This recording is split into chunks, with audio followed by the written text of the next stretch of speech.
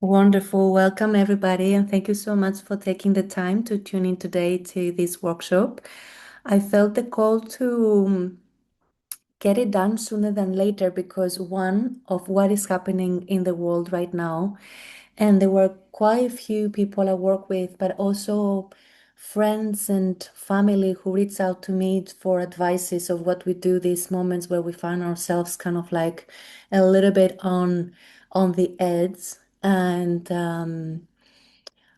even though I'm traveling right now and I'm in India, and it wasn't like the easiest way for me to put things together, I literally like yesterday I was traveling for 21 hours on the go, and I still managed to do my slides and everything because I understand the importance of it. And also for myself, like being in India is testing you big time and also applying all those things I've learned over the years to my own nervous system and how I regulate myself through everything I teach. Applying it in real time here in India also showed me the importance of this workshop because it's not just to give you theory of what nervous system regulation is. All right, there is so much out there on the internet to learn about the vagus nerve, to learn about how the nervous system works and all those things. That's not what we're interested in right now. We're more in actions. What do we do when this happens? And recognizing our different responses that are available to our nervous system and also understand which ones are the dominant ones for ourselves. And each one of them has their own exit route. All right. That is the reason why I really wanted to get this workshop out as soon as possible. So I give these tangible actions and tips for each one of you to know what to do. Okay. So I'm going to share my screen. I need to find that for a moment. Sure. Mhm.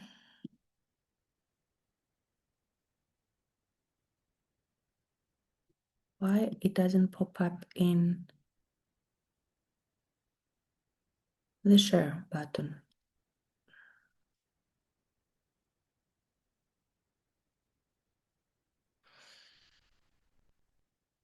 I'm sorry for this delay.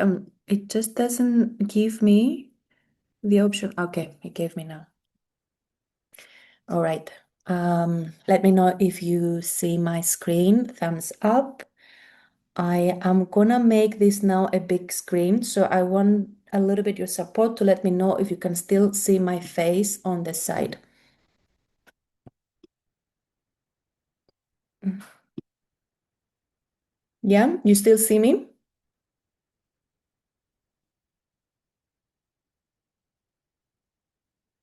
I'm gonna put this up there like this. Okay.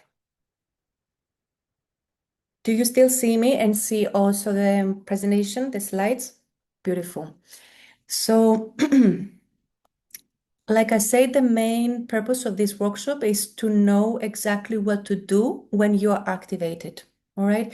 And every nervous system response has its own exit route. Before we begin anything, it's a slide that I always provide in my workshops, which says all information presented in this workshop is for informational purposes only. These workshops and its contents are not intended to substitute or replacement for any medical treatment you are on unless you consult with your a holistic health practitioner. All right. And for those who are new to my workshops, because some of those faces I know and some of you guys I don't know, so you're new here. A little bit about myself. My name is Violetta. I'm a holistic health coach and psychosomatic specialist, working with the body as an intelligent, self-regulating system. What does that mean? It means that in my work, I approach healing through three interconnected layers. The body, inside the body, we have the physical body, the nervous system, and the somatics. These three categories all constitute the body, right? And then we have the subconscious, where all the belief system sits. It is completely different to the body. Even though there are different sides of the same coin, they're sitting in a different layer within this constitution of our human experience. All right. And the third one is the identity. And what I call identity, it is the behavior that emerges as an authentic identity after doing the work of cleansing. And cleansing is not just a detox, all right? Cleansing is our physical bodies, our minds, our emotional bodies, all those things is cleansing, right? And very recently, I made a story on my Instagram where I was at a Holi here in India with all these like different colors. And my face was covered in layers and layers and layers of different colors.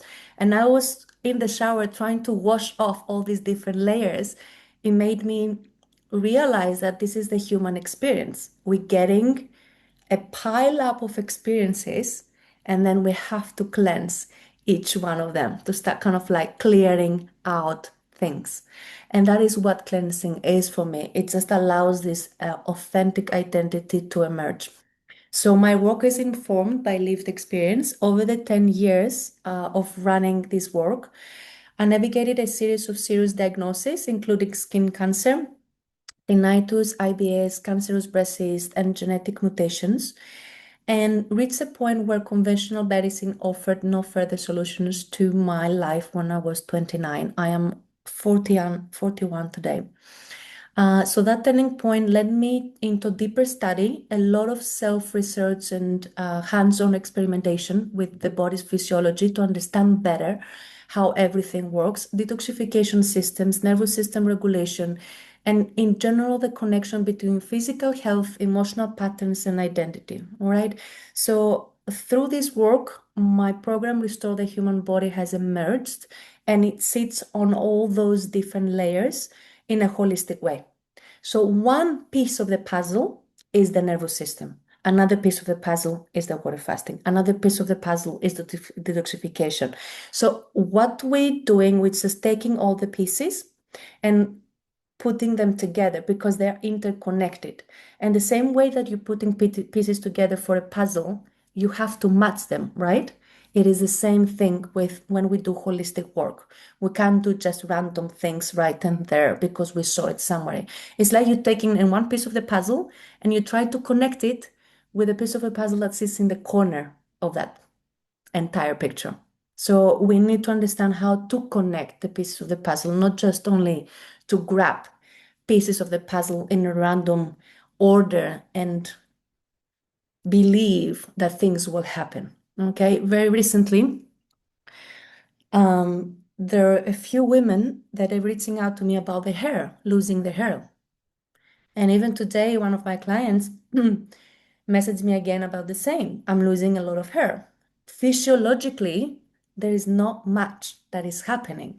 But when stress is the number one reason that the hair becomes so sensitive and we're stuck in our nervous system in the loop of survival, we can't go very far with getting our rich hair back in life, right? So this is another area of events that need to happen and understand how important the nervous system regulation is to everything in life. 2 weeks ago, I ran a workshop on a gut health. I was talking about the same thing. If you don't know how to regulate your nervous system, we're not going to go very far, no matter how many supplements we do, detox cleanses, or whatever. And further down the line in this workshop, you will see as well what I'm talking about when I say the right exit route. When we are activating our nervous system, we don't go to meditate. It doesn't work this way. And that's what I want to go deeper into this workshop and put things in the right order. So today's journey, what we're gonna learn and go through is how to identify the nervous system states, why most regulation techniques fail, exactly what to do when you are activated, and how to return to safety in the body. Right? So now the problem. Most people are not lacking tools. There are so much valuable information out there, and it's all valid, right? What is lacking nowadays? We've been bombarded with so much information that we don't know the right order. And I keep saying this not only inside my program, on my social media, on my workshops, everywhere. We have to understand and learn the right order of how things work. The same about our nervous system and how to regulate it correctly. So we're using tools for the nervous system in the wrong way. An example says trying to meditate during anxiety, right? When you're anxious, you can sit down and meditate. That's not the way. Or you're trying to push through when you're already exhausted. Your nervous system already giving you signs. I'm exhausted. I gotta learn. What is state of my nervous system right now? Ha ha. Okay, I'm exhausted. I have to respond with the right tool. And further down in this workshop, I'm going to give you a series of tools for every single state. Okay. And then another example, try to calm down when the body needs discharge. For example, my dominant nervous system response is fight. And how our nervous system responses are getting developed, let's say, is from childhood. We learn it how to develop a certain state of how our family dynamics are created within the household. So when my fight, it was the dominant in my household, I learned to feel okay with that and to fight back. So as a little girl, I found that, oh, this is the way to protect myself, because the nervous system, what it does every time, am I safe? That's the first question that is asking, am I safe? If I feel I'm not safe, I'm gonna go into response. It could either be fight, I'm gonna fight back the threat, or I'm gonna freeze, or I'm gonna leave. And all those states got developed when we're very, very young. Right? So now the core principle. The regulation, when we say nervous system regulation, is a state dependent. And then you're going to hear me saying that a lot today.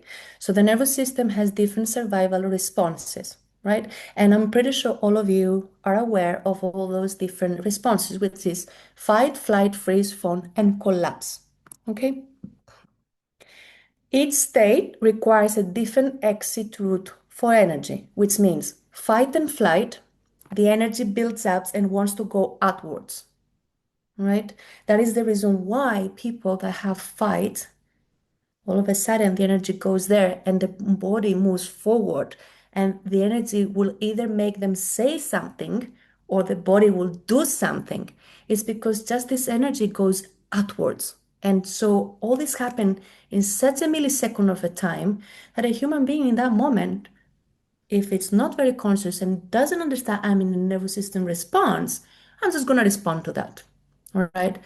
Freeze and fawn is quietness, poker face.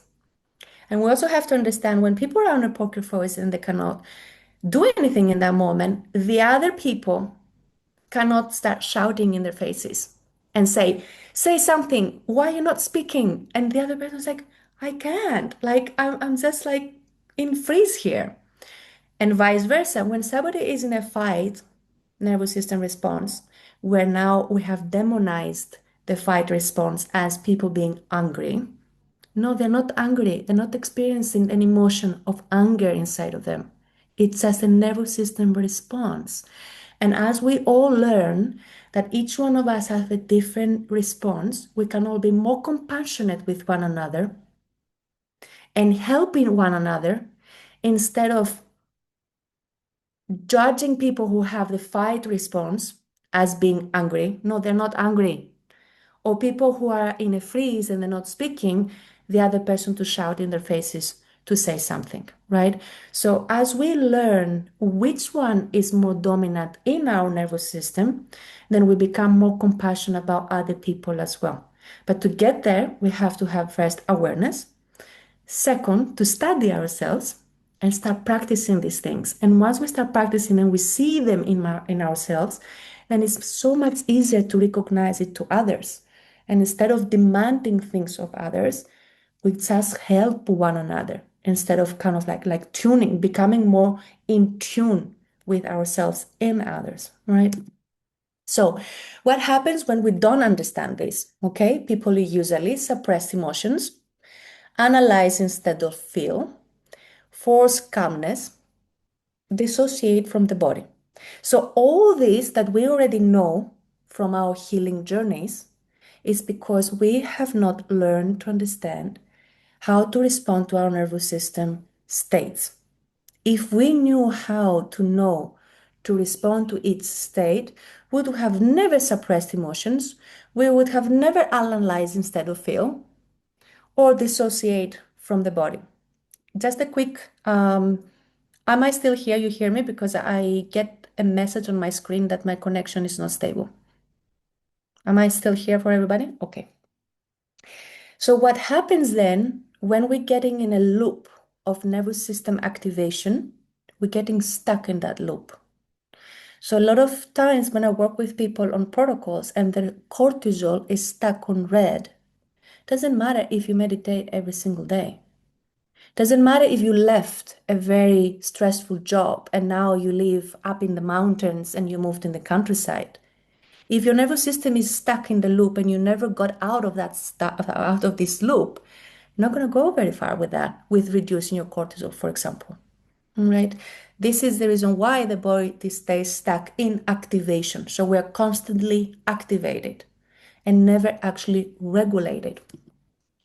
So what you will leave with today, by the end of this workshop, you will know how to recognize nervous system states, what your body is trying to do, exactly which practice to use, and how to move back into regulation. Okay, no more confusion when activation happens. Now, before we go into each one of them in details, there is something very important to mention here. The order of nervous system responses. Yes, there is an hierarchy here. And not, I want you to think about this not as an hierarchy like a ladder, that it is like 1, 2, 3, or 5 steps. Okay, it's a little bit more flexible around that. But there is an hierarchy, and what it means here, the nervous system tends to move in this direction when safety is lost, right? When we feel safe, everything is peaceful. When safety is lost, the first response is always mobilization, fight and flight. It's always that. And if a human being cannot go into mobilization, it's gonna go to the next one, which is immobilization, freeze and collapse. So some people never go into freeze and collapse because the energy has already been released through flight and flight, which is in my case, right? But some people, the nervous system goes so fast, jumping off the mobilization because guess what? It wasn't safe back in the family dynamic. It wasn't safe to mobilize. It wasn't safe to be on a fight. So the nervous system jumps very far ahead and goes into freeze and collapse because guess what? It was safer. So there is an hierarchy. The nervous system has first, I lost safety when a lion is chasing me and I am under threat. What do I do?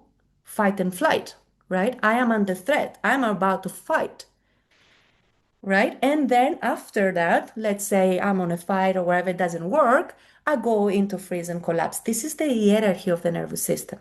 Okay, let me just allow this lady to come in. But the transitions happen so quickly and also they are mixed. So the more we understand these little details, it's also easier for us to understand our own constitution around our nervous system. So the order of nervous system responses, a little bit of more words around that.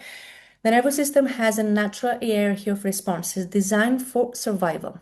When we feel safe, we are calm and connected. When safety is lost, the body first prepares for action through fight and flight. All right? If action feels impossible or unsafe, not back in the days, thousands of years ago, when lions were chasing humans, but in the family dynamics as we grow up nowadays, all right? Which is if action feels impossible or unsafe, the system may move into freeze or shut down to conserve energy. Sometimes these shifts happen so quickly that we only notice the final state. I don't go ever into collapse and freeze. I don't reach this state because my energy already, expels through the mobilization. But other people don't. So the energy has to go somewhere. So someone may appear to go straight into collapse or freeze, but internally the nervous system still passes through earlier stages in milliseconds, which is the mobilization. So the goal of regulation is not to eliminate these responses because it's impossible. This is our human nature. The response will always be present, no matter what. What we're trying to help is the body to move through them and return back to safety. And to move through them, there are certain actions that we need to take per state, right? So the nervous system does have an hierarchy. A little bit to sum up here, according to polyvagal theory, the nervous system is organized in three main layers. I'm not going to go into the theory of it. I'm just putting it in this workshop, just one slide for you to have the context of it. The ventral vagal is your calm, connection, presence, I'm here, safety. The sympathetic is fight and flight. The dorsal is freeze and collapse as terminology, right? Where the sympathetic is mobilization to deal with threat. So a lot of people are stuck in the loop of sympathetic activation constantly. They cannot sleep, they cannot poop. Cortisols are high, they are bloated in the gut. So I want to also start connecting the nervous system with the physiology of the body. It's not just only our nervous system, it's everything else that happens also in our physical bodies. And then the dorsal, the shutdown, is the freeze and collapse. So yes, generally the body tries mobilization first, safety, fight, flight, freeze and collapse. So why this matters? When we understand this hierarchy, we stop judging our reactions. We understand why certain states appear, and we know what type of support the body needs. Each state is an intelligent survival response. The goal is not to eliminate these states, the goal is to help the body move back towards safety. Before we move to the details of each one, I would like to invite everybody to go into a little bit of a somatic practice. It's not going to take long, just 5 minutes.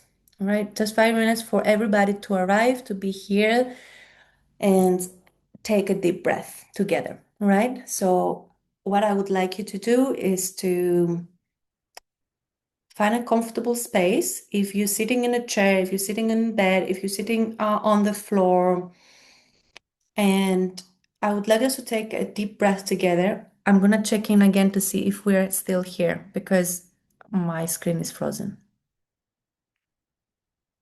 We're here. Are we all here? Okay, I'm gonna keep doing this because I keep receiving messages that my internet is not very stable and I don't know if I'm frozen or not. So let's all sit comfortable, whether you have your legs in a lotus position or hanging on a chair or lying down in bed. What I really would like you to do is to take a deep breath together and place your hands in the belly so you feel when you breathe in and you inhale, your belly goes outwards. All right, let's do that together. Deep inhale, extend your belly out, and I want your exhale to be much, much longer than the inhale.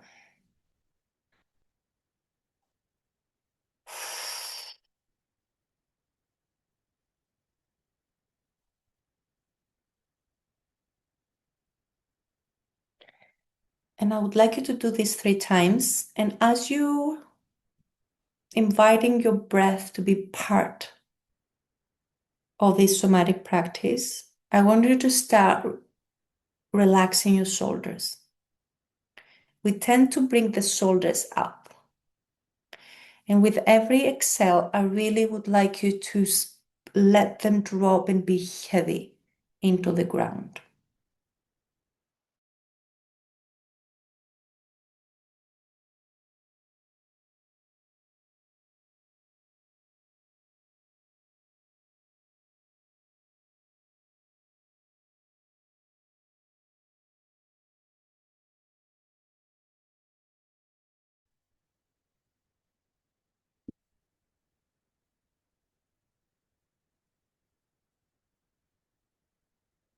I'm back here. I got cut off for a moment.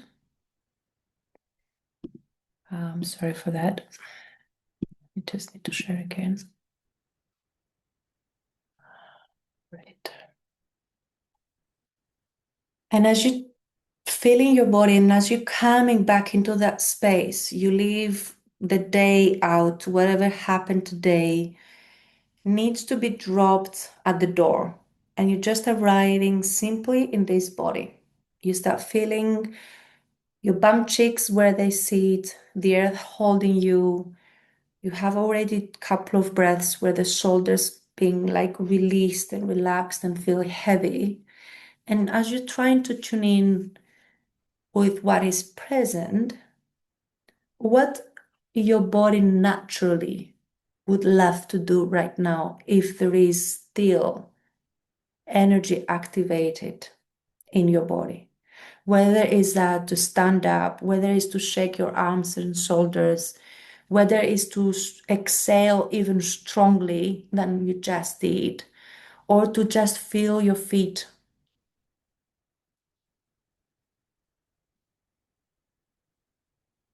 Whatever is naturally comes through your body. Like if you ask me, what do you want to do right now? And you start moving perhaps your shoulders, or I have so much activation inside my body. I want to just stand up and shake, or like shake your hands and get this energy moving through the body.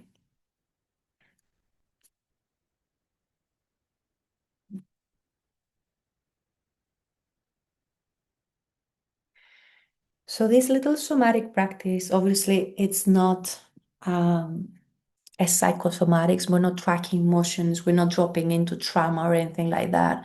It's just for us to arrive and kind of like bring our awareness into what is present, like into our energy, right?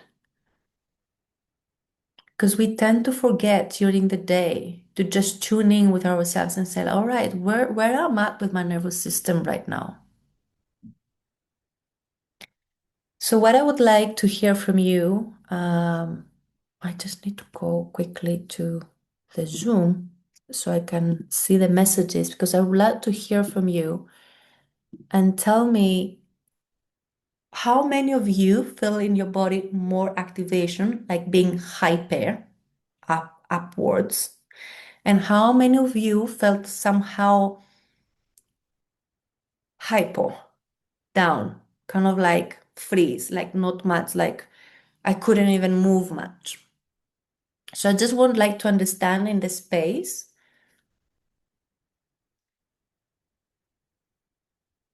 what is the awareness around what is happening with activation inside of our bodies. Where are we at? Do we feel something hyper or do we feel something hypo?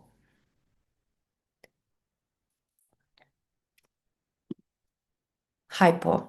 Okay. Jenny says is always hyper. What about the rest of our ladies? Feel both. Beautiful. Nicole also hypo.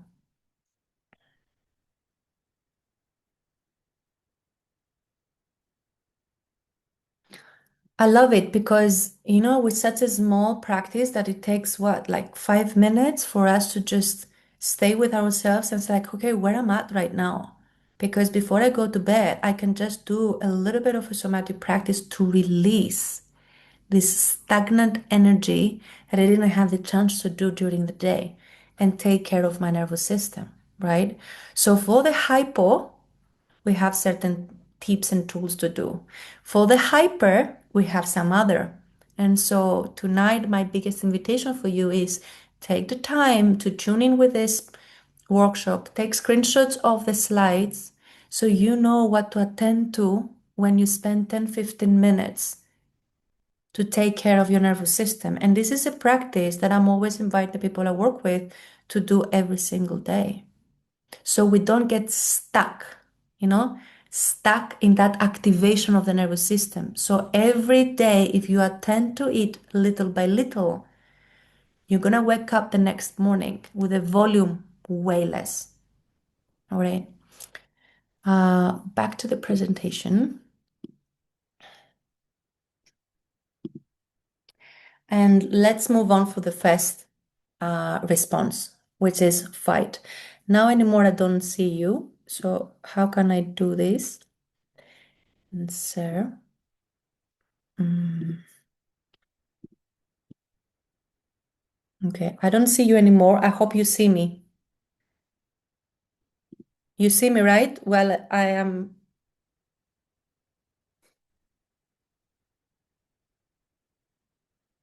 Okay.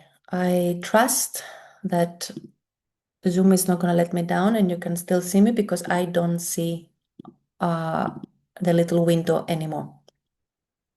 So fate, fight, response. You see here, and you're going to have for all 6 responses, 4 columns. The first one is what happens when we are in a fight response. The second one is what not to do when you're in a fight response. The third one is when you are alone. And the fourth one, when you are with others. Because guess what? When we have every response, it's not only when I received an email and it triggered me, and now I am activated in my nervous system. This is when I am alone. It is also when I am with others. And what do I do when I am with others? And I am in a fight response. That is the reason why the last 2 columns is when you're alone and when you are others, what to do. All right. So let's start with what happens. Energy moves outwards, wants to move on the front. So when I get activated, I will either do something and my body will lean, forward, or my words, the energy will move through my words, and I will say something that perhaps most of the times, 99%, I'm gonna regret, right? So the signs that I am in a fight response, it is anger, it feels anger. I don't have the emotion of anger. This is the two different things. It has that feeling of anger because its activation, it goes outwards. Irritation, heat in the body, tension in the jaw or chest here, an urge to confront, right? This is the fight response. This is the signs that now my nervous system is in a response, all right? The nervous system is trying to protect boundaries. That is what it does in that moment. What not to do. When in a fight response, do not force calm breathing. That is not how this energy getting out of our system. Do not try to suppress the anger. Try to meditate immediately. Not any of this. All right. The body needs discharge first. This energy needs to move through your body and discharge it. If you don't do that, that energy will get stuck in the body and going to be activated throughout the whole day. So now, let's say you are alone. What do we do in these moments when I am in a fight response? I can shake the body strongly. I can push against the wall.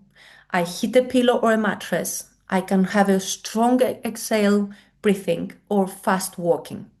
I also like do some squats, like exercise that it is on repetition. Squats going up and down the stairs, things like that. So for this energy to leave.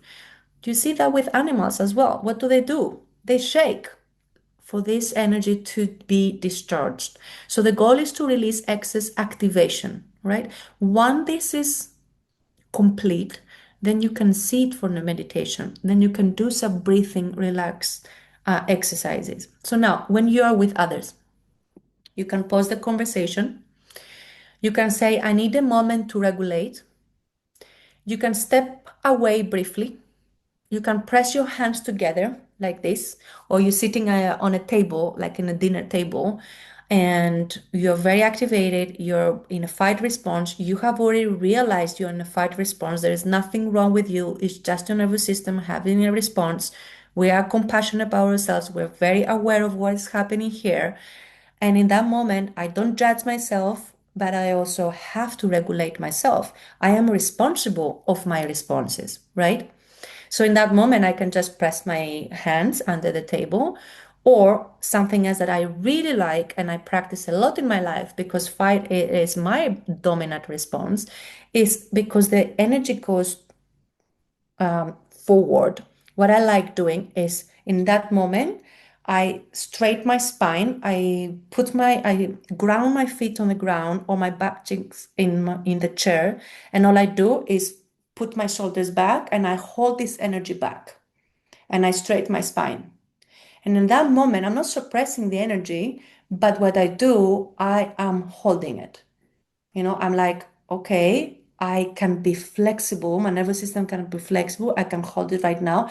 I don't need to say anything. I don't need to do anything. I'm fully aware of what's happening. The moment I move my body back and I straighten my spine, I have created a space, a pause for me to be able to respond in a more appropriate manner, right? So the goal when we are with others is to avoid reacting from activation. Okay. I don't see you at all, and it makes it hard for me in case that somebody wants to communicate with me. When I share my screen, I don't see the windows anymore. And and I'm worried as I'm talking in case somebody wants to communicate with me and I don't see anything. So I don't know how to fix this now because it was okay earlier and it's not okay anymore. I don't know what happened. No, it's not working. It that doesn't have this double now in my screen. Okay, I will continue this way. Next one, flight response, right? What happens? Energy moving through urgency. You have this urgency to go. You have this urgency that you running. You want to leave the space. Okay. Um, I'm trying to get these windows out. Maybe that is the reason why. And go back to this. No, it doesn't. I can't sort it out. I'm so sorry. It has to be this way now. I don't know why I don't see the windows anymore in my screen. So flight response, we have this urgency, right? Signs, anxiety. Anxiety is not fight response, it's flight. Racing thoughts, restlessness, overthinking, feeling rushed. When people cannot stop thinking or looping something, it is in a response. It is in a nervous system response. Remember that. And that is the flight one. Overthinking, racing thoughts, trying like playing scenarios, over catastrophizing. All those things are a flight nervous system response. So the nervous system is trying to escape the threat. In the fight, it's trying to fight the threat. Where in a flight, it's trying to escape. Right? What not to do when you're in a flight. Don't force stillness. Don't suppress movement.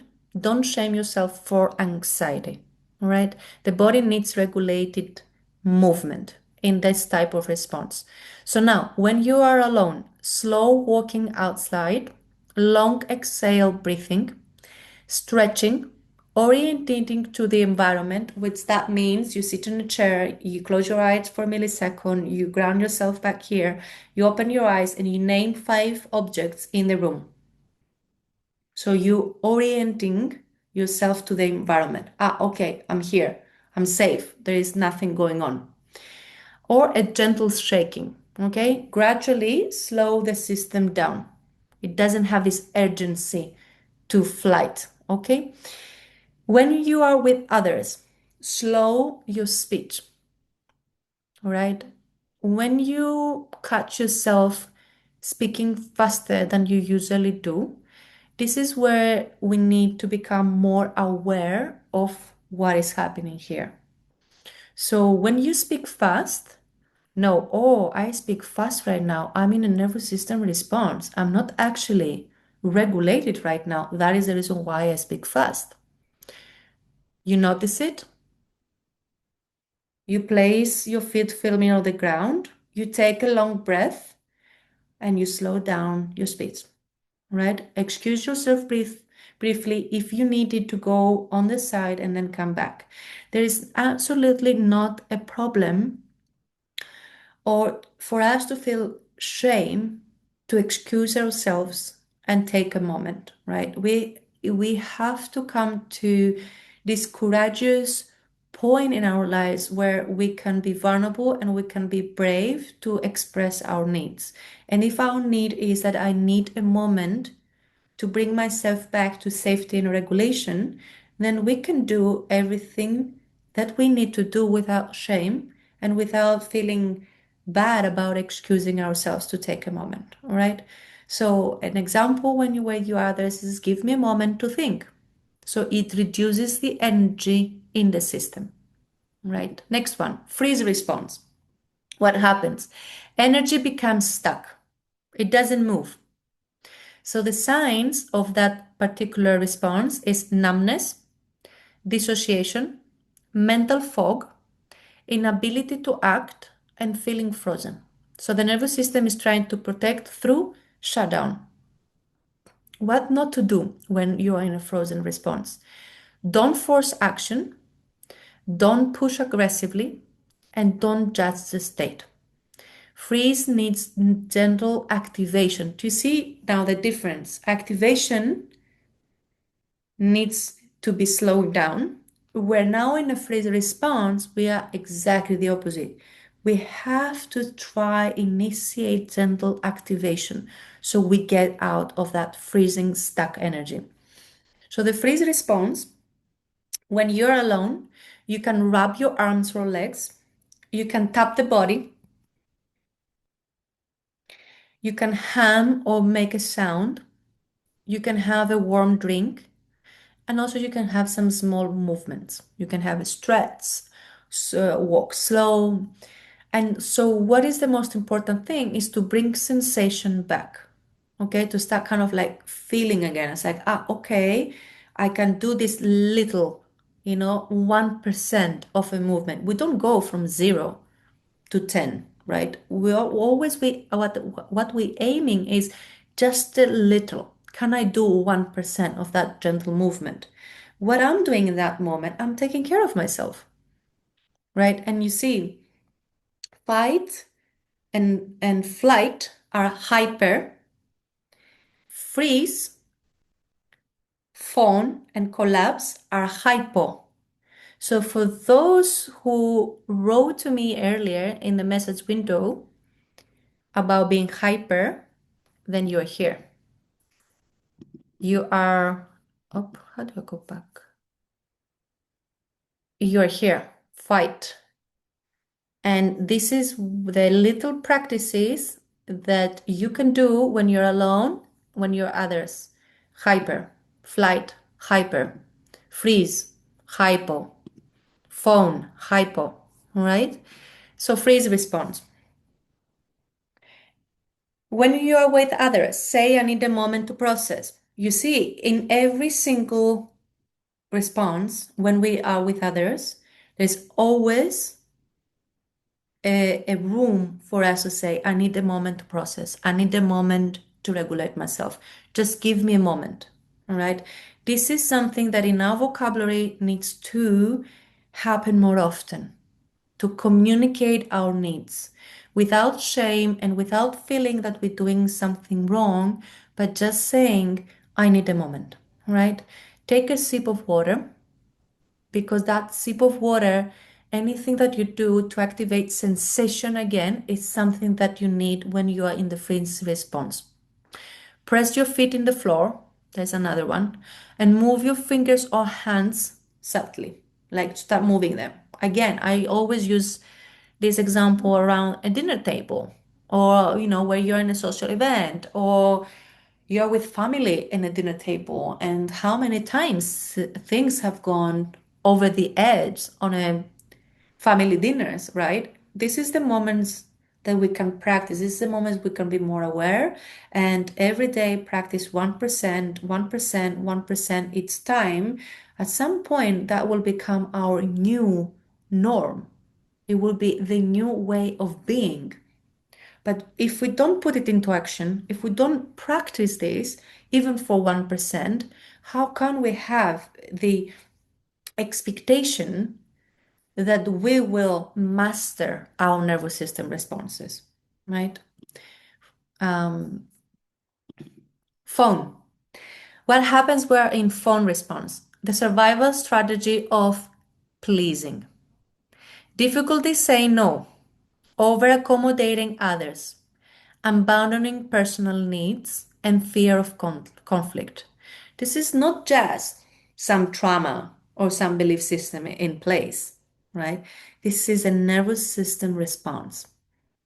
So when you find in yourself as a people's pleaser, know that in that moment, you're not in a regulated nervous system response. And there is nothing wrong with that, besides trying to take care of yourself and train and master that response. So, what not to do at that moment?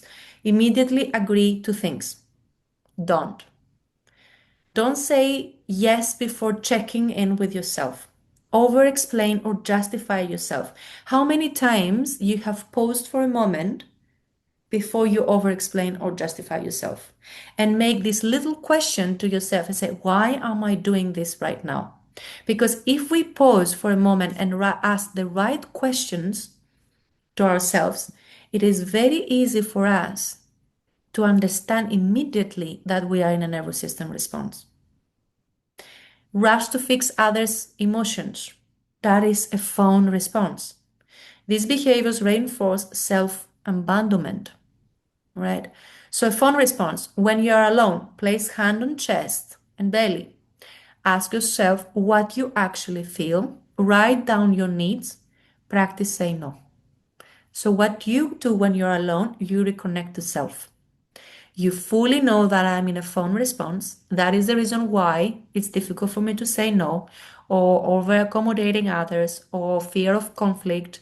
And then immediately you agree to things, you say yes before checking, and all those things.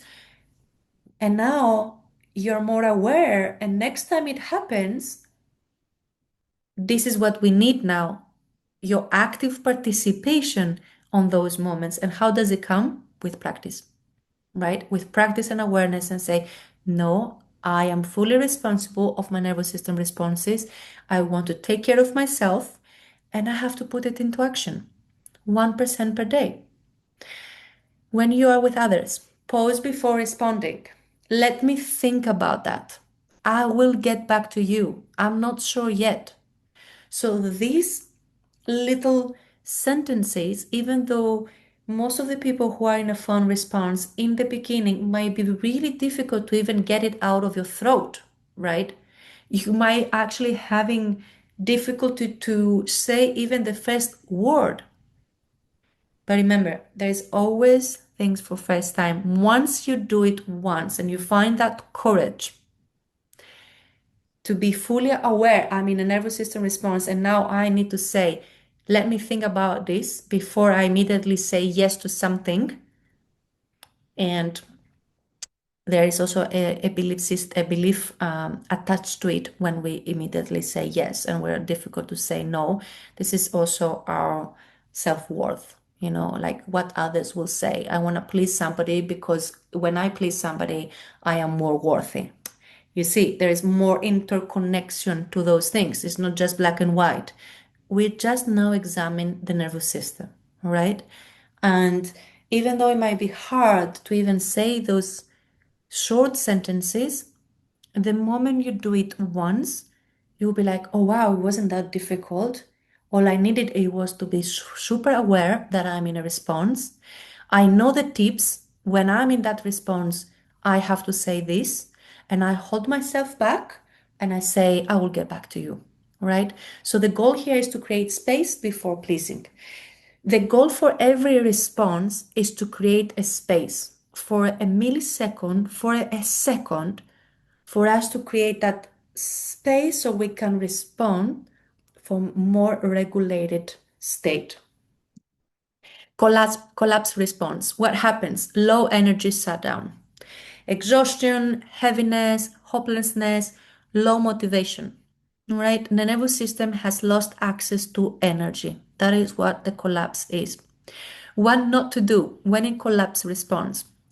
Do not force productivity, push yourself aggressively, shame yourself for low energy, or thinking there's something wrong with you. Overload yourself with stimulation. The nervous system needs gentle reactivation, so none of them. On a collapse response, when you're alone, sunlight exposure, gentle walking, warm food or tea, light stretching, reaching out to somebody. Okay, that's how we restore energy gradually. Now, when we are with others, communicate honestly. My energy is very low today. I need some quiet time. So reduce stimulation and pressure. You see here, when you are with others and you feel exhausted, heavy, or low motivation, usually what the mind tries to do is to find narratives, right? Always to have an answer why I'm low motivation, why I'm exhausted. There must be something wrong with me. So the mind instantly creates narratives because it feels safer for the nervous system to have a story attached to it. All right. So we have to start being more careful what narratives and stories we are attaching to the states that are happening in our bodies. And goes well with every single response because the more we are aware of how every response is getting manifested in our nervous system, then we are more aware. It's like, this is happening to me right now. There is nothing wrong. It's just my nervous system. Great. I have my tools. I know which little tips I need to do for each response. I'm going to go practice. Sometimes the realization happens instantly, so we can help ourselves instantly, and sometimes it doesn't happen. Right? Let's all have some grace towards ourselves and compassion that these practices do not happen overnight. Right? These practices is like training a muscle.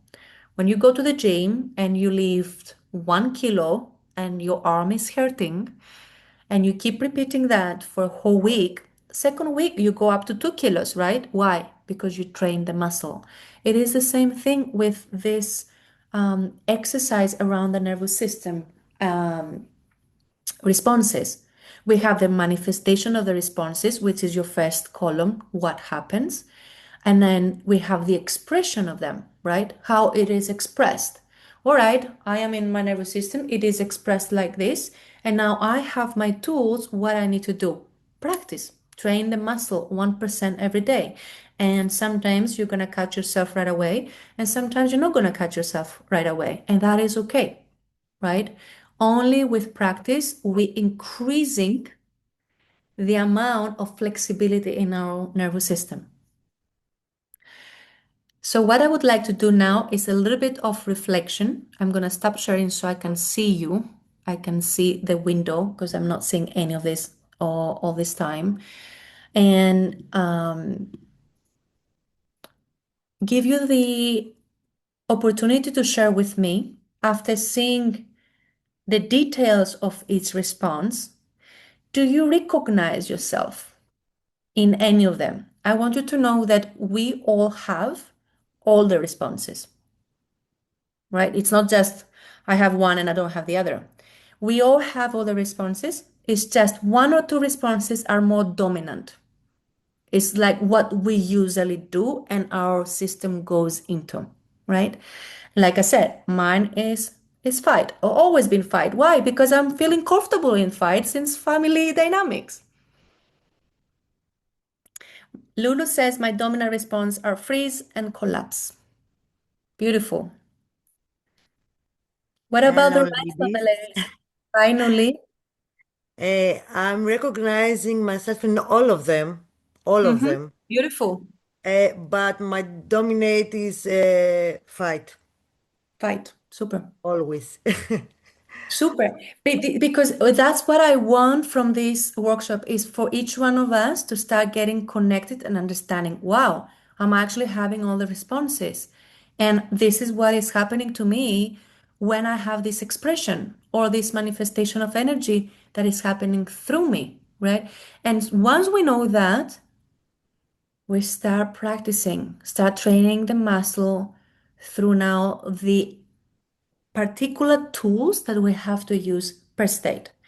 What about the rest of the ladies? I would like to hear from most of you and understand better. Jenny, yes, I can say I'm fight and flight. And then the state I'm in now, as a result of constant fight and flight, is now more collapse. Of course, hierarchy of events on our nervous system. Because what happens, Jenny, is that the fight and flight is the mobilization that if never got discharged, now what happens? We're getting stuck. Exactly. Exactly. And the way backwards, it is the same hierarchy. Again, I don't want to be talking in black and white. It's not like a ladder. It is a mix of things and it has a more flexibility around it. But yes, it has first to work on the collapse and the freeze. Go to the mobilization. You have to do somatics to discharge what is being stuck over the days, weeks, and years to get it this out of your fascia that has been there and the nervous system feels now squeezed. The nervous system needs flexibility, you know, to move like water inside of us. That's what we do with nervous system regulation. We're increasing flexibility. Until we die, we have to deal with our nervous system. You, Um, and me, then we, yes, can I ask you something? yes, of course. Yes. Hi, guys. How are you? My name is Nati, and I have a question for you. Please, I would like to know what to do when someone is having a panic attack with Mm-hmm. you, Mm-hmm. but the crisis is already elevated, like no breathing, crying, and lack of security, feeling pain on the chest, Mm-hmm. and you hardly can talk to the person. Mm-hmm. So, what do you suggest in that case? I was somebody in my life that I suffered from panic attacks in my 20s. And, it was a very challenging. I'm going to give a little bit of context here because I was, in social events, people knew that I'm going into that state and nobody knew what to do, right? And it's very valid question because sometimes we have family members in our families and we see them like struggling and being in these states and then we don't know what to do, right? The most important thing that they need in that moment is to know that they are safe, even though they are in it. Because what happens is the mind goes into panic as I cannot get out of it. How long, more or less, it lasts the crisis? It I can't give you a number because it doesn't have a frame that it lasts 5 minutes or it lasts half an hour. What happens is when we get into these extremities, because it has a threshold, right? And the nervous system responses, let's say this is the maximum of the nervous system response, panic attack goes above. It has another buffer here, right?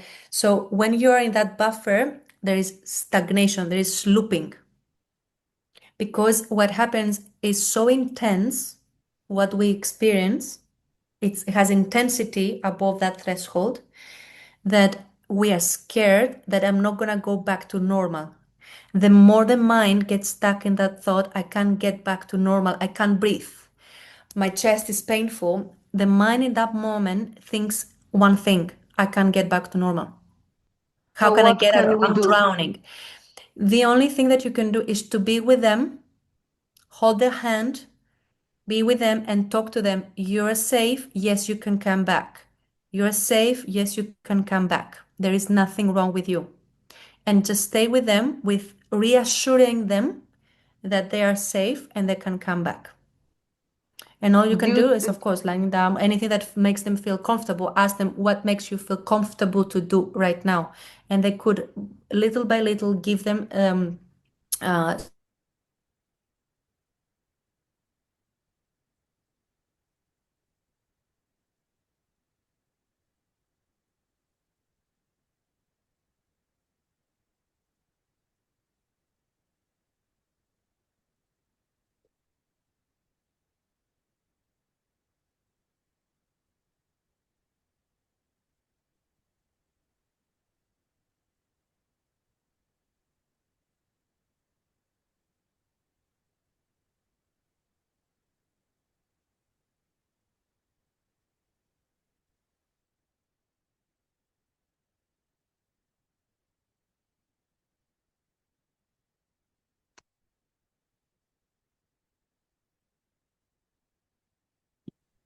Okay, I'm back. I am really sorry about this. Even though I am on full Wi-Fi, I don't know why this is happening. I hope it doesn't happen again. What was the last thing you heard from me? That you're saying that we have to say that the person is safe, that she can come back and everything is okay. Do you suggest that we can give like a cold, like ice or No, no, hot no. or None of this because in that moment you're not deciding what they need because that could also be shocking to them if it's not what they need in that moment, right? All you can do is just communicate with them, being with them, like physical touch is good, like they feel like grounded, they're back here, like somebody is holding them. And one thing, like I said, the first step, because also there's steps to that to get them back, is just like, hey, you're safe. You like the more they are aware in a panic attack, you're in a panic attack, you can get out of it. It's just the looping that you cannot get out of it. Breathe, or what do you need? Do you need water? Show me with your hand. Do you need to just stay here with you? They might say yes, just stay here. And all they need is guidance in that moment, nothing else, for real, in that moment, and reassurance. Like I remember there was one time in my life I was stuck in my panic attack for 4 days. 4 days. oh my God, no four way. days 4 days. Oh my It God, was sorry, V. crazy. This is and and it how wasn't easy. what you were feeling? It was this looping, the mind gets stuck that I cannot get out of it, so the moment you think of it, it makes it worse. It's the Can Oh I same my can thing. I God. add something because my niece Hmm. had panic attacks, and Hmm. what helped her, because she didn't want to go like tablets or something like Hmm. this, she found really good person that put needles, like acupuncture. He is Korean, and he helping. I used him like 10 years ago, so he's really good putting your nervous system in a calm state. So when the active situation gone, a person already calmed down, like maybe it's good to find really professional acupuncture therapist, like very traditional, maybe like Indian or Chinese or Korean, like, but really good. And it helps a lot. So she went to a course, not once, like a course, and it helped a lot. And for some people, it's helping also to calm down nervous system on top of other things we were discussing now. The needles and the acupuncture is a tool, as every tool, for nervous system regulation. To get out of, I haven't had a panic attack for 10 years, right? Like after this incident is where also my journey started. And it was when I was 29 and, big into my cancer and all those diseases that they were manifested in my physical body, right? Nervous system and panic attacks are very connected to disease itself. Okay. It's not like a healthy, regulated nervous system will ever have a panic attack. It's connected and interconnected with the physiology of the body. So is I haven't had an incident for 11 years because guess what? When you taking care of your nervous system, you go on your cleanses, you eat healthy, you take care of your liver, and you do the work, your belief system, your somatics, your emotional state, and all those things, you don't suffer from panic attacks again. This is the work of regulation itself, right? So now, because the panic attacks are present now, in that moment, you can't just find an acupuncturist when the person is in the room and is trying to regulate it. So we need a practice, something that we can do in real time. The person who is on a nervous, in a panic attack needs safety. Need to understand that yes, we can go. It's the same thing when you get mushrooms and you have a bad trip, right? And you get stuck. When you get, I don't know, magic brownies and you get stuck, your brain in that moment is stuck that you will never get out of this. It is the same thing with a panic attack. You So think that what you you do? cannot. That's interesting. That's What you interesting.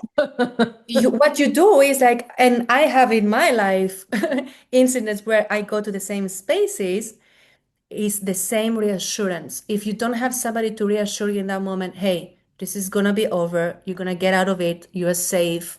It's just a panic attack. Just stay here with me, lie down, take care, like I'm here, I'm taking care of you. So the person starting not thinking of that loop. That's all they The need.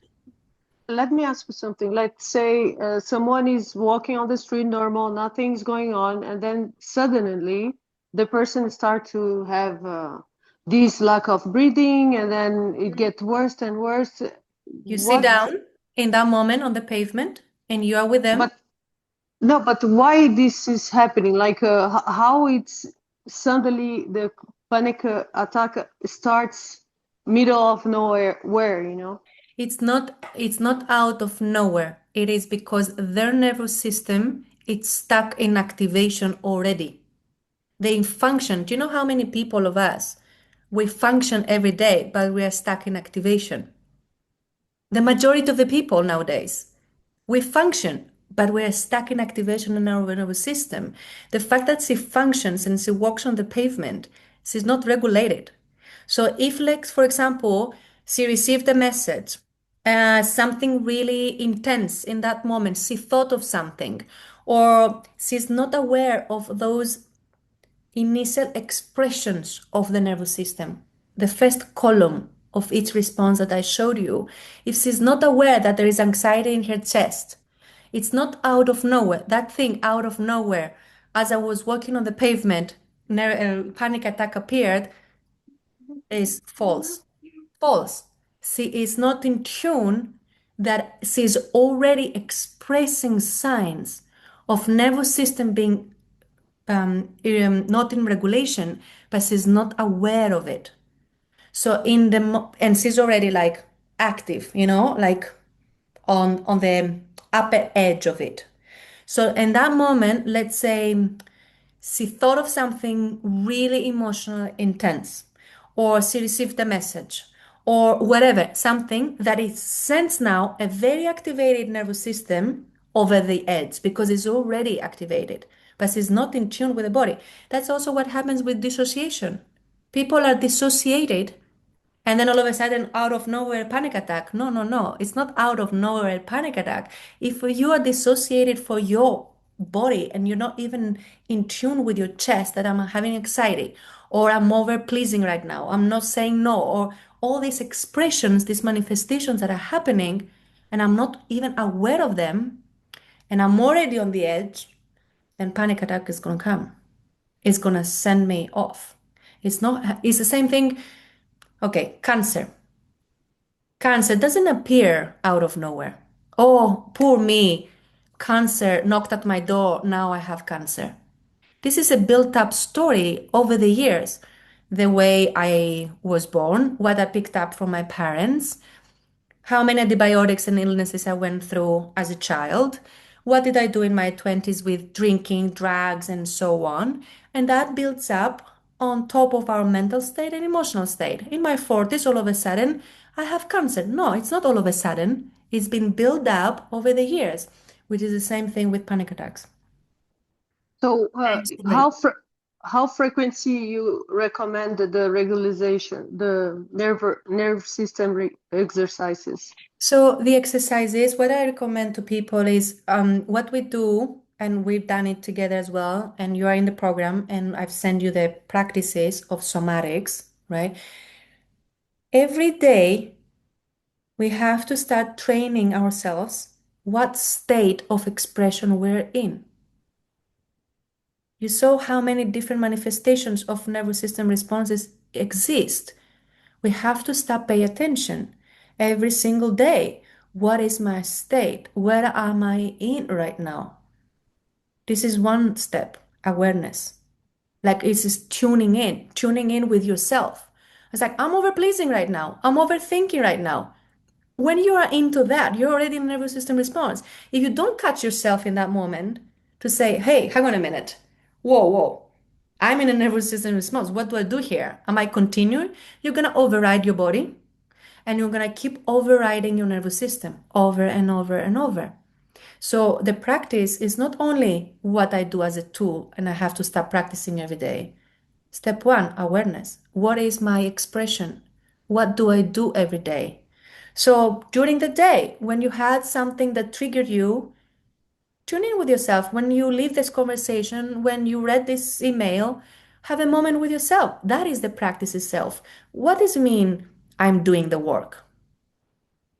What the heck it means I'm doing the work that we're hearing in the spiritual world every single day. I'm doing the work is I am tuning in every millisecond of my day to be fully aware of what's happening here. I'm doing the work. And then, since I know what is my expression, what is my belief present, what is my trigger, what is the trauma activated, what is there, I'm going into action. I'm not bypassing it. One lady years ago came to me, part of my program in the beginning of working together. And she was like, "Oh, I know about all my belief system. I have written down in my journal." And I was like, "What do you do with them? You put them on the wall and you put them a frame and you're like, oh, congratulations, I have 15 belief system, like limited beliefs in my system." This is just awareness, and awareness is kindergarten. It's not I'm doing the work. Awareness is not I'm doing the work. It's just awareness, and we can stay in awareness until we die. Awareness is not I'm doing the work, right? This is just step one. I'm doing the work is I am fully aware and in tune every millisecond what is happening, what is present, what is activated, and I have the right tools and what to use each time for me to constantly regulate myself. So for the person who had the panic attack, so we can complete and close that um, little chapter. She needs to start from nervous system responses, starting being aware with her physical body. Here, ground, what I feel, what sensations. Panic attack doesn't come without sensations. There's tingles, there are little ants moving in the body. This is the anxiety, nervous system response manifestation as anxiety. So there is already sensations that happen in the body already. I knew when I started learning, because when I was 29, I was suffering from these big panic attacks. I had to learn. I had to learn before the panic attack goes on red. I knew when I was feeling the ants coming, I was like, oh, I am heading towards that.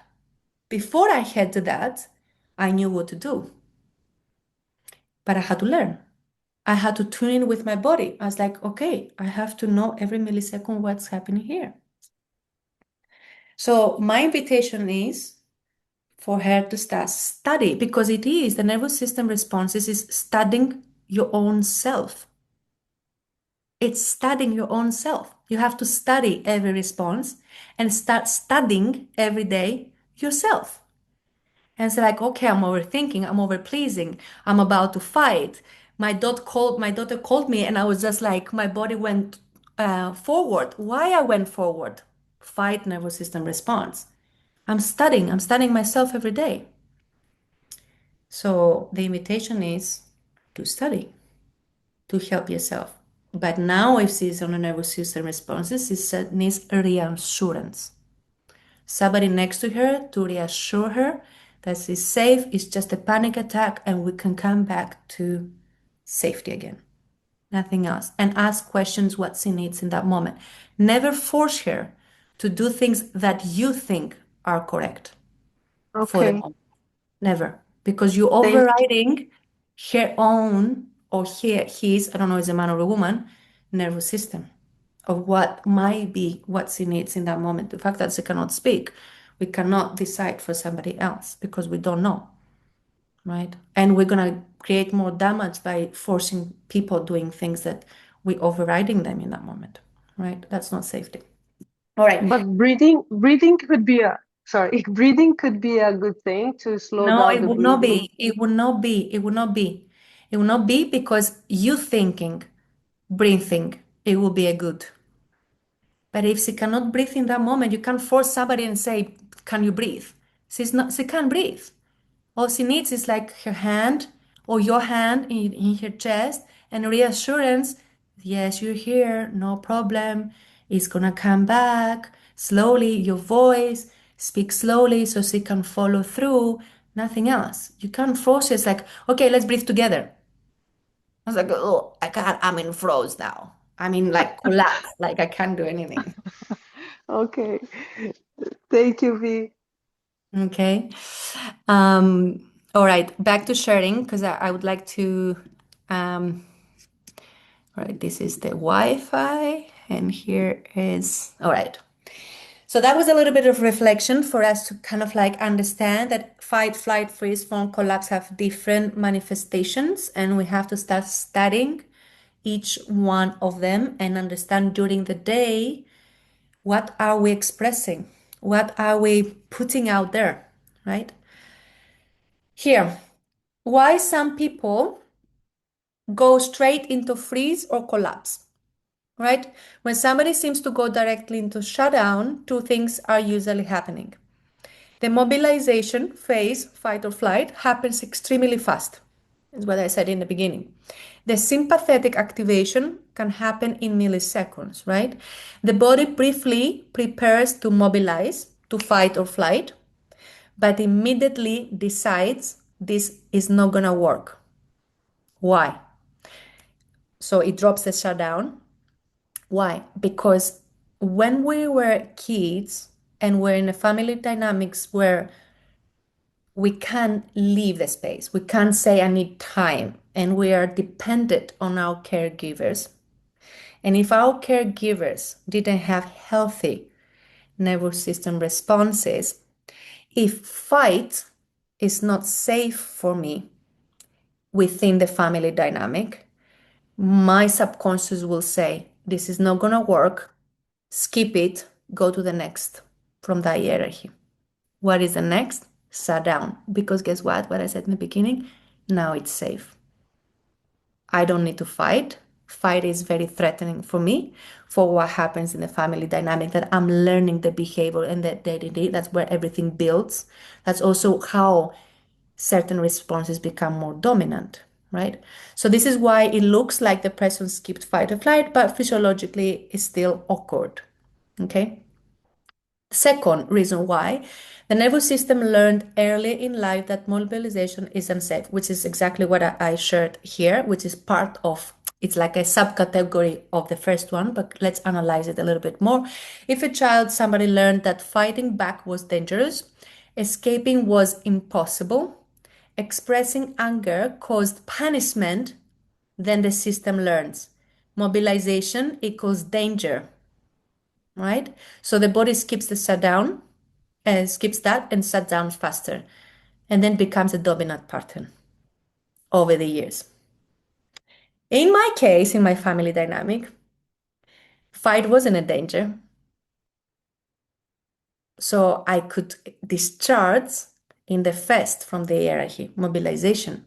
So that became my dominant because it never felt in my family dynamic that that was danger, right? So I never went further down into the rest. Further down in my life, I learned also how to deal with my fight response, and that's a completely different story. Do you have to go back through each step? Yes and no, right? Like you are safety, mobilization, and then you are in shutdown, right? So regulation often happens through gradual reactivation of the system. Example, if somebody is in a collapse, they usually cannot jump directly to calm safety, right? The body might move like this: collapse, freeze, gentle movement, mobilization, and then regulation. Okay? We can't just like from collapse expect from our nervous system go to regulation and then beat ourselves up why this is not happening faster than I wanted. What is wrong with me? You know, nothing is wrong with you. We just need to go through different little steps to go back into sustainable regulation, not fake or jumping steps, because that is not, it's not sustainable. It doesn't mean that I'm learning my nervous system and I know how to move through the phases. Okay. And like I said here, it's not a mechanical ladder, but it's more about regaining access to energy through every single state. Another thing that I see very often on social media, on group sessions, on my program itself, when people come to work with me, why breath work sometimes make people worse. All right. And I want to hear from you too, how many of you had a similar experience after I share a few words. So not every nervous system regulation tool works for every state, like we have already explored together. Many practices are designed for a calm or mildly activated system. So for example, slow breathing or meditation may help when the system is mildly activated. But if the body is in fight or flight, forcing stillness can increase internal tension. You can't tell me to breathe and chill when I'm in a fight response. You can't. You can either be compassionate and not judge me as an angry person and just ask the question what you need and help each other instead of judging each other or forcing each other. But don't ask me to chill and breathe when I'm just about to attack somebody. All right. If the body is in freeze or collapse, deep breathing can increase dissociation or discomfort. Do you see now why breath work, when we're feeling activated, when we're feeling whether it's hyper or hypo, doesn't really work? Breath work is deep activation. Breath work is gonna bring things up, especially these like journeys on a group containers that people go and they have like long journeys of breath where they go into dissociation even more. And then they come back and they feel even worse. And another thing that happens with breath work is that when you do breath work, and I'm not saying about the slow breathing, right? That you have, and also some of my clients that now are live in this workshop, you have some breathing exercises before bedtime. This is to slow you down, right? This is not to regulate your nervous system. This is to just slow you down, to wind down from the day, to bring you back to the body so you can drop into your little somatic practice that you can do on a daily basis and see, hey, let's check in with my nervous system today. What happened earlier today that I didn't have the time to tune in because I was busy? So when nighttime comes and everything slows down, I can do a little bit of slow breathing, like 5 minutes dropping here, shoulders down, rooting myself in the chair, and slow breathe. Why? So I can bring my awareness here into my body. And then I can drop into my practice. First, nervous system regulation. I didn't have the time to discharge earlier. I can come back and revisit the event and say like, okay, let's tune in. Is there anything I need to still work from that energy that wasn't released earlier or got stuck inside of me? Tools, practices. Let's go and revisit that. And then once we regulate our nervous system, we drop into somatic practice, which is tuning in with the emotions that are present in our physical bodies. Couple of days ago when I had a session with one of my clients, we had did a little bit of somatic practice and she was like, I feel sad in my chest. I was like, all right, what is this sadness? We don't try to analyze, we don't understand, we don't need to know belief system and digging into those things. What is that sadness? You know, what's coming from? I see my dad getting older and kind of like during the day, I kind of like, picked up this. But I'd never during the day realized that that sadness was stuck in my heart until I did this some little somatic practice to tune in what is present in my emotional body right now. And then all of a sudden, that sadness comes up on the surface. And I was like, oh, wow, so interesting. So you would have gone to bed with that sadness stuck in your chest where actually took you 5, 10 minutes as a somatic practice every evening to tuning and drop in and say, oh, wow, I feel sadness in my chest. I wonder what that is. And then through the somatic practice, you can move that energy.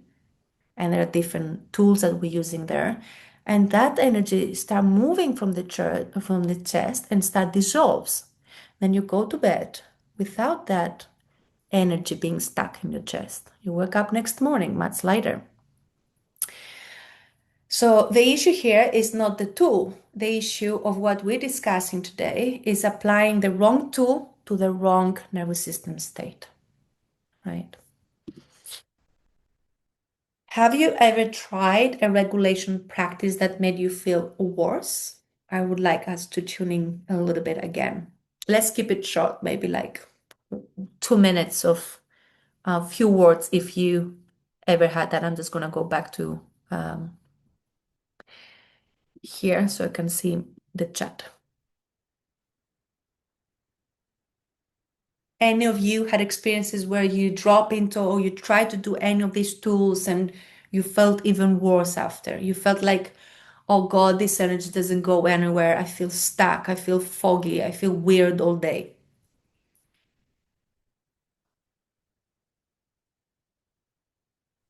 I can share. Mm-hmm. It's what you mentioned. I recognized a while back when I was doing some breath work Mm-hmm. that at some point it would throw me into a fight or flight, but because I was in a class, I would continue the class and then leave in that state instead of regulated. And Mm-hmm. so now because I'm more attuned with my body, when I attend these classes, when I know my capacity and threshold, so I end up either modifying the movement or just stopping it and, doing something that centers me. Mm-hmm. Mm-hmm. Beautiful. Like another thing that happens with breathwork, and now thank you for reminding me so I can share it, is that when you feel more activated after a breathwork session, like more on a fight or flight, because like I said, it's not black and white, everything, like what we're discussing today or what we're exploring today. Everything is interconnected with trauma, belief system, and what's happening and what happens and what comes up on the surface, right, after a breathwork session. So if trauma came up on the surface, it will make the nervous system having a response. Why? And I want you, if everybody can look at me, because I don't know where is my screen right now. If this is below here, what we say trigger, and that trigger is a trauma response, right? It comes first in the body. And then as we are triggered, like has an activation, the trauma response now is active. What is going to happen here is your nervous system. Obviously, it doesn't sit like this in our bodies, but it's a visual representation. As this becomes active now inside of us, it has a frequency, like the memory of the trauma is activated, right? And it's palpitating inside of us. It has like a fractal. Big fractal now is activated and it's moving. When that happens, it's gonna touch the nervous system here. And the nervous system is gonna start moving as well as a response, right? Because guess what happens? The trauma now is activated, it's touching the nervous system, the vagus nerve, and that nervous system now has a response, right?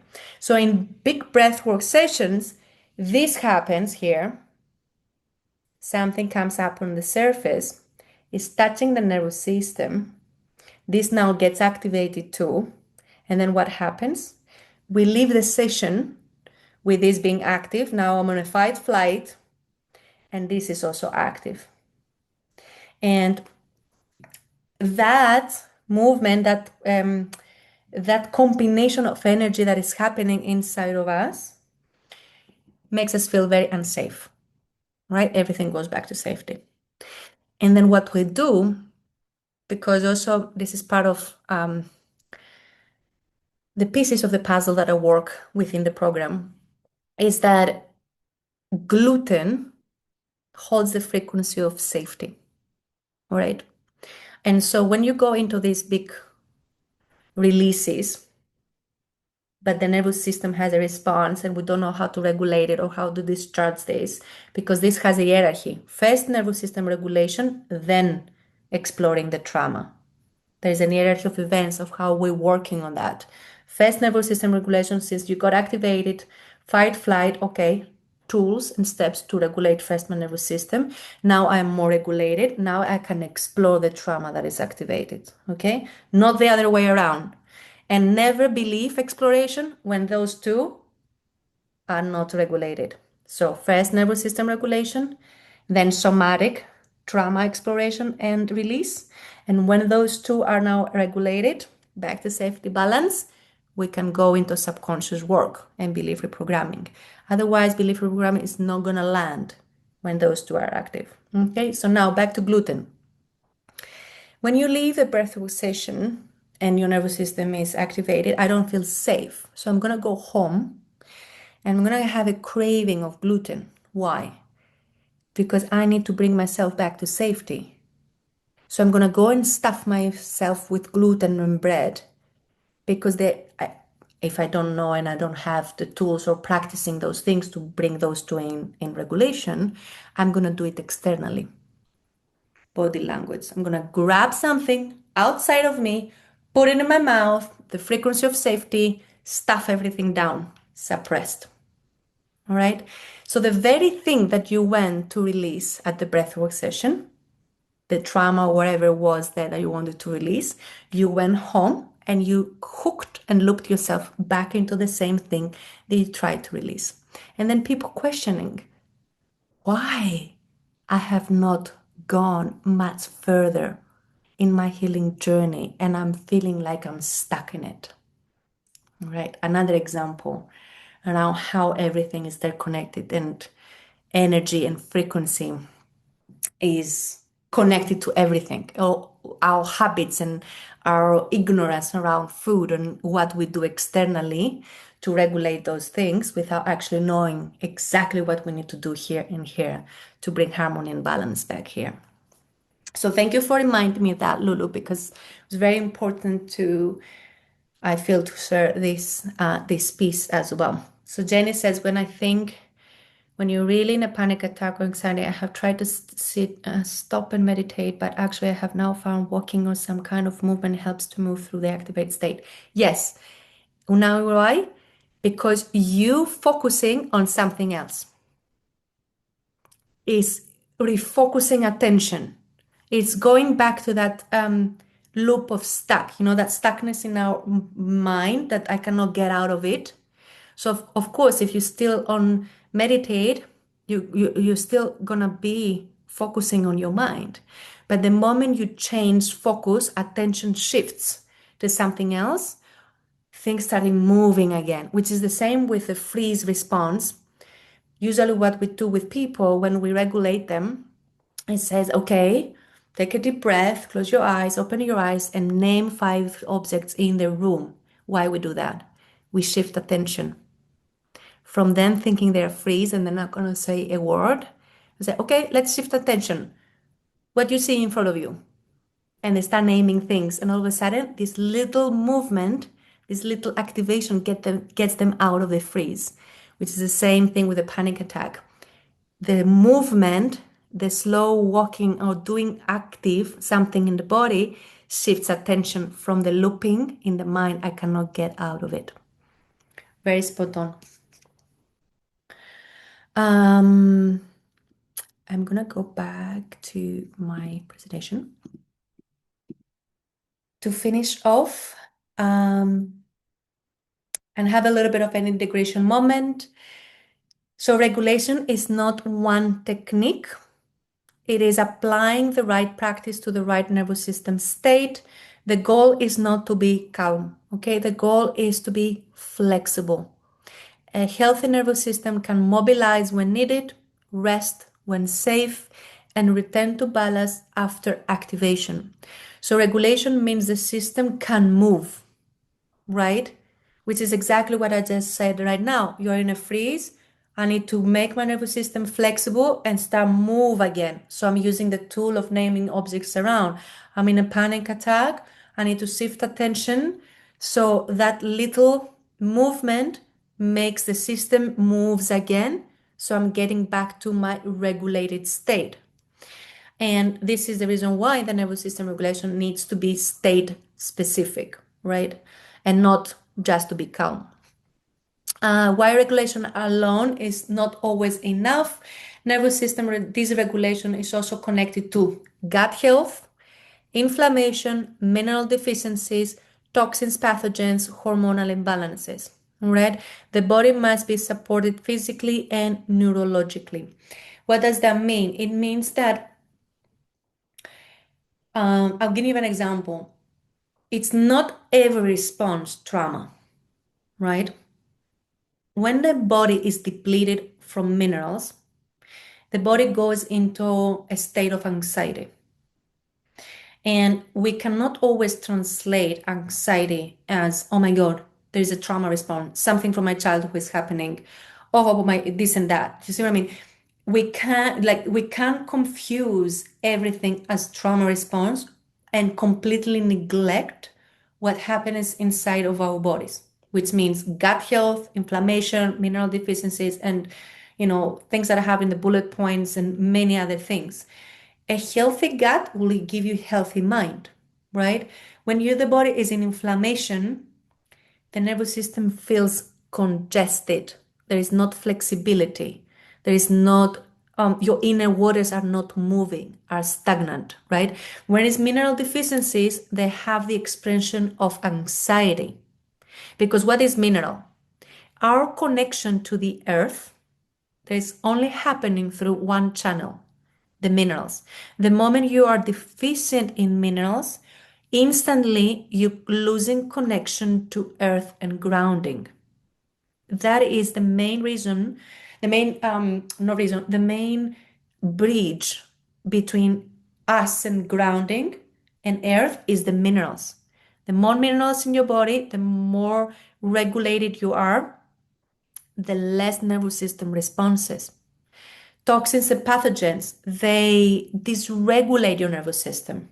They have their own mind, they have their own emotional cravings. They communicate through thought patterns. They eating your brain with obsessive thoughts. So it's not just, oh, I'm overthinking of something, my nervous system might be out of regulation. It is a combination of so many other things that are interconnected. That is the reason why I spoke in the beginning about the pieces of the puzzle and how we have to put them together in the right order so they fit, one piece fit with another. And that is also why I said it's not black and white. We're just exploring today nervous system regulation, which is one chapter from a whole book. Okay. And other chapters of the same book is the physiology. And the reason why I'm putting this at the end of this workshop is because I would like to tie it up to the health scans that I do. And I'm gonna stop sharing, no, stop sharing, yeah, stop sharing so I can see you. I can come here on the screen and see you because there wouldn't be a program, and I don't know what other facilitators do out there without actually having access to the physiology of the body. But in my own program, there wouldn't be a program if I hadn't had access to your health itself. So I can translate what is your nervous system, what is your minerals, what is your gut, what is each piece, and how they're contributing to the whole, right? So now, here, I use it again as an example early in the workshop. Hair is something that gets regulated last, right? There's so many other things that need to happen in the physiology of the body. First, foundation, cleanses, pathogens, liver, hormonal. There's another hierarchy of events that need to happen. And last is the hair. So if somebody comes to me and say, I want to have better health hair, I want to have long hair, I want to stop losing my hair, I'm going to say, well, it's the last bit of an hierarchy of event, your hair. Because to get to that point, you have to build some other things in between. your nervous system, piece of the puzzle, your minerals, your hormonal, your inflammation, and so on. Last, as a byproduct, your hair will start becoming healthier. And now see the paradox. If I'm stressed, if I'm looping, and I'm asking every day why I'm losing my hair, what is wrong with me, what's happening here, maybe I do more tests, maybe I need to check more. The language itself that I'm using, if you pay attention, is I'm looking for things outside of me. Maybe I can do more tests. Maybe I should do more actions here. Maybe I should find out what is wrong with me and I'm losing my hair. Do you see the paradox? The more I get stuck in this thought that something is wrong with me, I'm losing my hair, the more I'm losing my hair. Because you gotta go all the way to the beginning to start practicing nervous system regulation and catch all this overthinking, all this catastrophe that your nervous system now has a response. Start being aware of that and say, oh my God, I'm overthinking about my hair again. Oh my God, what is these things that I'm saying about myself? Something is wrong. Catch yourself when you say these things. Start regulating yourself. Use your tools for nervous system regulation. Putting into practice, train the muscle, and let's see if you continue losing your hair. Do you see what I mean? So that is the reason why I put this last slide on. I'm going to go back to that again. That's the reason why I put this last slide here to connect it with everything else, right? Nervous system regulation is not black and white. It's not one chapter that it is the chapter for healing, all right? It is the beginning of an hierarchy of events that need to happen for healing. It's always step one. Gut health. In my previous workshop, I was talking about the hierarchy of events that need to happen. Step one is nervous system regulation before you go into minerals and gut lining and pathogens and so on as next steps, right? So I put this here to connect it with everything and to invite you for a health scan, which is things that I do, and it stands alone. It's not part of my program. It's one-off session where we go and explore your health. And I have access to minerals, vitamins, nervous system, hormonal, ovaries, liver, kidneys, pathogens, nervous system, your belief system. I have access to all those things. And this session stands alone where we get to know each other. I give you a lot of information. I give you the analysis, and you get a better understanding of all those pieces. All right. So when we go into nervous system regulation, yes, we have all those practices. And then we have to be aware that there are the little pieces that are also connected to why our nervous system it is dysregulated. Okay. It's not only shit hit the fan today and I got this email and I got triggered.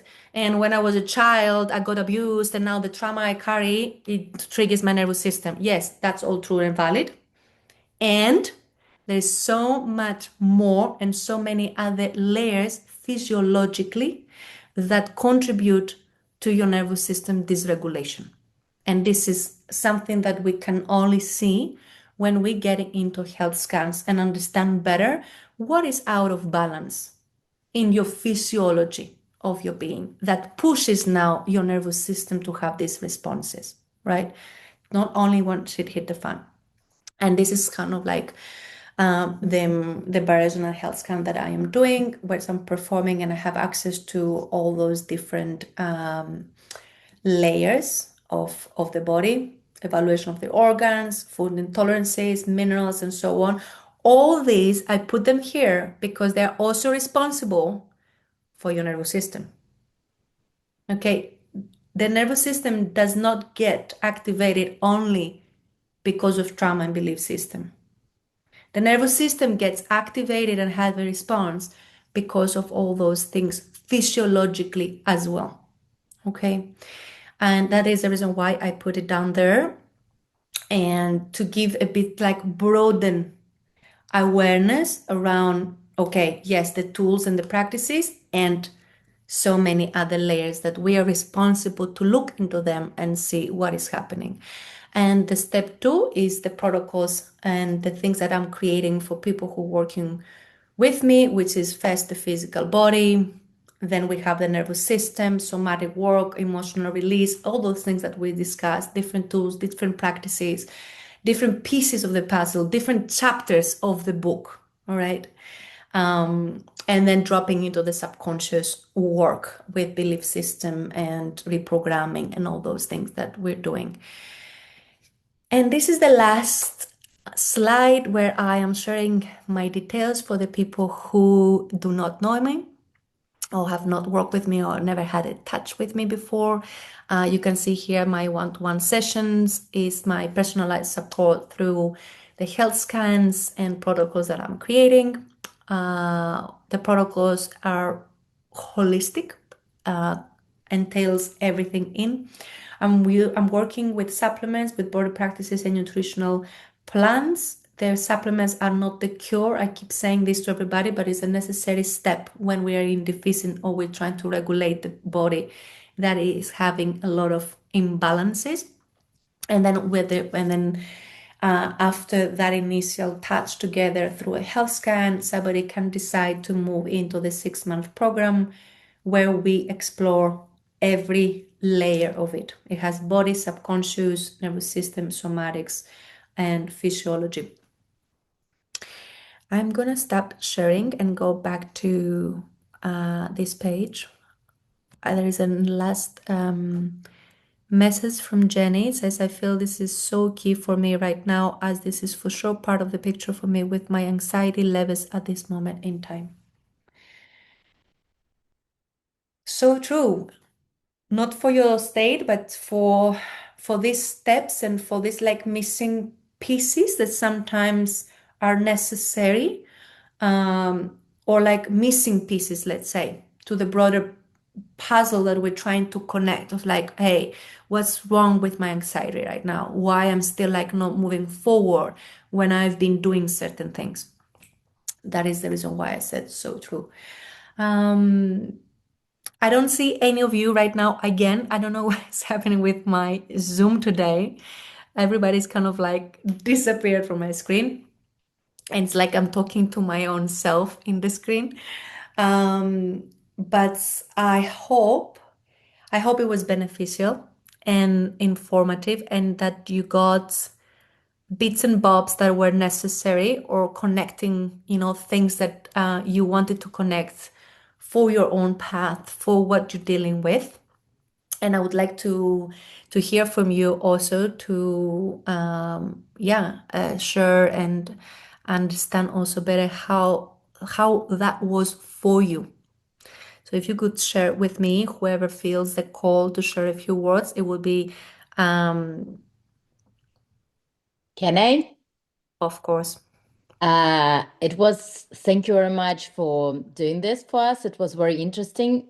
I've heard, like some of the terms, but I never kind of read about it. So it was very interesting information. And for me, what was interesting, like when I say I have both, like I think mostly my most is like flight, overthinking. That's where I go, like, and seeing like the kind of everything is over, we're all gonna die, this kind of response. But sometimes with more close people, like my husband, I go into fight because I feel safe to fight. So go into fight response as well. Mhm. But mm, the funny thing that other ones where you feel kind of disconnected, like frozen, like sometimes I go only when something's super serious and I really don't know what to do. So not the first two just not working. For example, I come to a site and see that the floor is wrong color and we need to Mhm. open it in a week. And like that's kind of, and then like I got so frozen that I went to the loo because I wanted to kind of not to react. I didn't know, like, so I go to the loo to be alone, and then on Mhm. the way back I just got lost. So Mhm. like I kind of, like, and it's so interesting that for me it's gradually goes. So fight is the first reaction, then kind of second, and they go like from level 1 to level kind of 4. And So this is Irina, is the most important thing is to catch it in the beginning. Like you said, gradually I go from fight and then I go to the next one and then to the next one and then by the end of it I'm lost, right? So what is the practice is, like you said, there are so many different nervous system responses that I'm experiencing sometimes at the same time through a single event. And now your practice, your active participation to this is to catch it in the beginning. And when you have the first mobilization to know instantly, okay, I'm in a fight response, tools. When I'm in a social event, that's what I need to do. When I'm alone, that's what I need to do. You don't go and anywhere what there. about the business meetings when, when it's your relative, you can say, I need to Again, have time by again, myself. you But when don't need it's to. like kind of you are the boss and you to kind of need to very calmly response on a stressful situation, like I need time to think, or I will think about it and come back to you. That's what I'm usually doing, like because it gives me more time and makes you look calm and confident, even the situation is bad. But like if you're in the middle of the meeting and you can't just go out, like, and you and everyone, like, you still say like kind of let me some time to think, or like what other tools can be when There is you're in a no, mid. Irina, I need to pause you Yeah. for a moment. And there is no other tools from what I already expressed and Hmm. listed in the presentation. When I Okay. said in the columns what to do when you are with others and what to do alone, in the Hmm. list, in the column, what to do when you are with others, I Hmm. said you can say the word, I will take some time. If you're in a fight, you can put your, shoulders back and put yourself back in that moment. You're in a meeting. You don't want to shame yourself with a reaction that is not conscious or regulated. You're in a fight, back, your Hmm. body back, push your body back and straight your spine. And in that moment, you created a pose. So Hmm. it's not what other, I already gave you so many Okay. little tools and practices that you can do in real time when you are with others. You are in a Thank you. freeze, press your palms under the table in that moment to start having some activation in your body again. So what I'm going to invite you is go back to the presentation, take a screenshot of all the 6 different responses, and start studying them. Start studying them. All right, when I am in a freeze, I need to remember that is a Hmm. good practice that I can do in real time. I start doing it. When I am in a fight, what do I do when I am with others? Ah, okay. In the list, I have this option. Remember, next time you're in a fight, put it into practice. It's not what else can I do. There are so many already listed that you can do as little things that it gets us creating these little pauses that are necessary for us to be able to respond from a more regulated place. And that is the Thank reason you. why I put them into lists, into columns. So it's Hmm. kind of like you can even print it, and you can Yeah, have. I already screenshot everything. Mhm. Perfect, Yes. perfect. And Thank you. like, like I shared in the workshop, what we need to do, study ourselves, study our tools, and remember them in real time. Don't beat yourself up if you don't do this in every response, because we can learn this overnight and have the expectation that today I'm like this and tomorrow I have become a monk already. It doesn't work this way, okay?